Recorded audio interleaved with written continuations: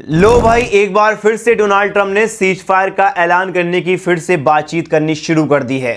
दोस्तों, आज से कुछ समय पहले यानी आज से एक हफ्ता पहले डोनाल्ड ट्रंप की जानिब से 2 हफ्ते का ईरान अमेरिका इजराइल वॉर को लेकर सीज फायर हो गया था, यानी जंगबंदी हो गई थी। लेकिन अब ये जो अपडेट आया है, ये अपडेट देखकर आप भी खुश हो जाएंगे। दोस्तों, एक तरफ आज से 3 दिन पहले यानी 4 दिन पहले इजराइल, अमेरिका और इजराइल के बड़े बड़े सीनियर आला अधिकारी पाकिस्तान के इस्लामाबाद गए, वहां पर बातचीत हुई, मीटिंग हुई, लेकिन ईरान झुका नहीं। उसने अमेरिका के सामने 10 कंडीशन रखी और उन कंडीशन को अमेरिका ने मानने से इनकार कर दिया और इसी वजह से वो वार्ता पूरी तरीके से विफल हो गई। लेकिन अब एक और रिपोर्ट आई है। ये रिपोर्ट डोनाल्ड ट्रंप की जानिब से आई है, मतलब फिर से सीज फायर का ऐलान हो सकता है 2 हफ्ते का, यानी ये जंग पूरी तरीके से रुक सकती है। अगर ऐसा हुआ, अगर ये बातचीत फिर से सक्सेसफुल हो गई तो भाई साहब जंग पूरी तरीके से पूरी परमानेंट बंद हो जाएगी, कभी भी लड़ाई नहीं होगी। ये अपडेट बहुत बड़ा है।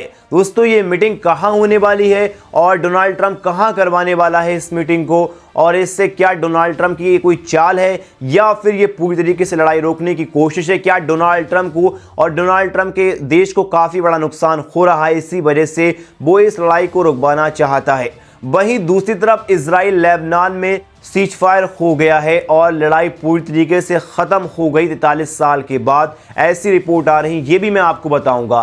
दोस्तों, सबसे पहले बात करते हैं डोनाल्ड ट्रंप को लेकर। इस आर्टिकल को देखो दोस्तों, ईरान अमेरिका के बीच 2 हफ्ते का और बढ़ेगा सीज फायर, खत्म हो सकती है लड़ाई। क्या सच में? दोस्तों, मिडिल ईस्ट में लड़ाई चल रही है, लड़ाई चरम पर है, ईरान, अमेरिका, इजराइल इन्वॉल्व है।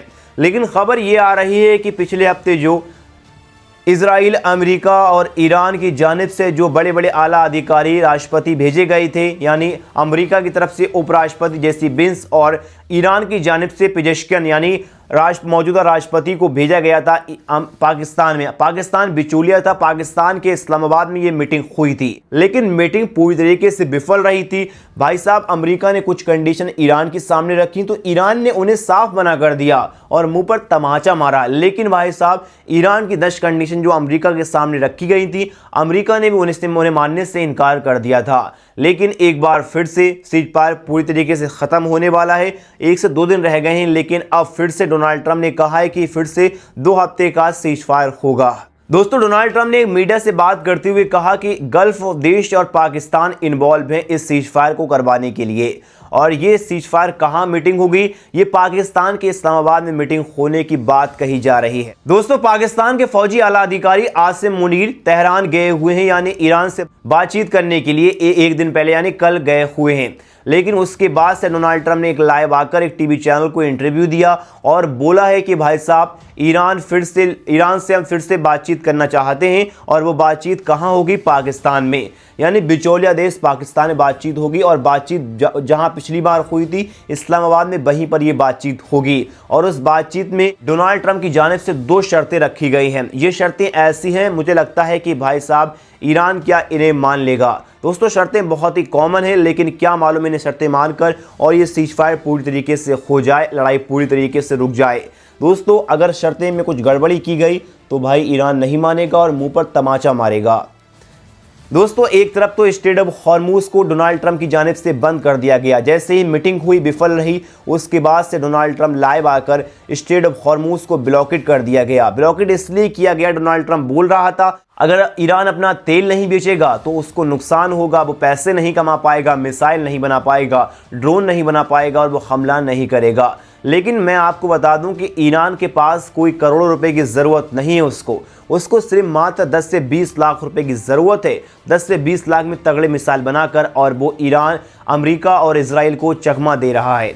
दोस्तों, मैं आपको बता दूं कि ईरान के पास तेल ही सोर्सेस नहीं है, उसके पास चाइना भी बड़ा सोर्सेस है पैसे का। अगर कोई दिक्कत आती है तो उसका दोस्त रूस और चाइना उसको पैसा प्रोवाइड करता है, मिसाइल प्रोवाइड करता है, इक्विपमेंट प्रोवाइड करता है और बड़े बड़े हथियार प्रोवाइड करता है, ज़ख़ीरे जहाज से भेज देता है। लेकिन अगर स्ट्रेट ऑफ हॉर्मुज को डोनाल्ड ट्रंप ने बंद कर दिया तो वो ये सोच रहा है कि क्या अब ईरान बर्बाद हो जाएगा, वो मिसाइल नहीं बना पाएगा। भाई साहब, उसके पास जो मिसाइलों का ज़ख़ीरा है वो 15 से 20 साल पुराना है। 15 से 20 साल पुराना ज़ख़ीरा यूज़ कर रहा, नया ज़ख़ीरा जो रखा है उसके पास वो यूज़ ही नहीं हुआ है अभी तक।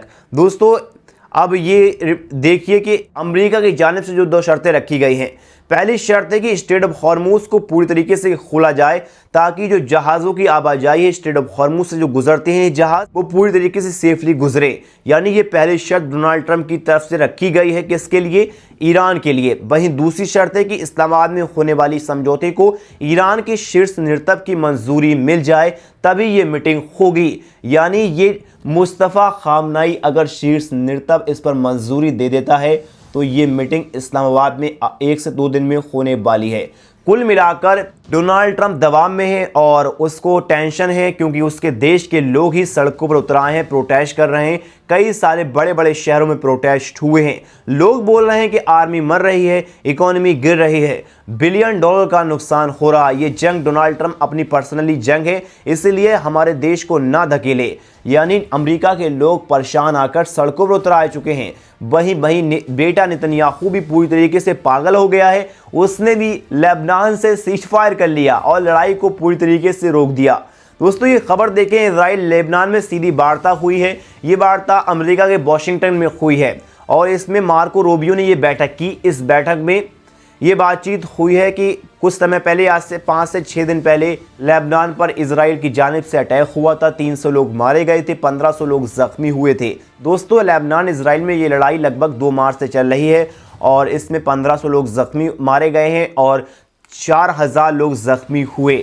दोस्तों सीज़फायर में जो कंडीशन ईरान की जानिब से रखी गई थी उसमें यह कहा गया था कि लेबनान भी सीज़फायर का हिस्सा है और उस पर भी इजराइल अटैक नहीं करेगा। लेकिन इसके बावजूद इजराइल बोला कि भाई सीज़फायर हमारा ईरान से हुआ है, लेबनान से नहीं हुआ। लेबनान पर अचानक से 10 मिनट पर 100 मिसाइलें दागकर उसे पूरी तरीके से तबाह कर दिया। लेकिन हिजबुल्लाह भी कम नहीं है। हिजबुल्लाह ने भी इजराइल की कमर तोड़ दी। जेरूशलम, तेल अवीव और बड़े बड़े शहरों पर हमले कर ये बता दिया कि अगर हम पर हमले करोगे तो हम पीछे नहीं हटेंगे। इसीलिए अब इजराइल की जानिब से ये मीटिंग हुई है वाशिंगटन में और बताया जा रहा है कि सीज़फायर हो गया है और लड़ाई पूरी तरीके से रुक गई। 43 साल के बाद ये पहली मीटिंग ऐसी साबित हुई है जो लेबनान और इजराइल पूरी तरीके से मान लिया है। दोस्तों एक तरफ तो उधर अमेरिका हार रहा है ईरान से, इधर इजराइल लेबनान से हार गया है। आपकी क्या राय? अपनी राय कमेंट में ज़रूर बताएं। वीडियो को लाइक, चैनल को सब्सक्राइब करें।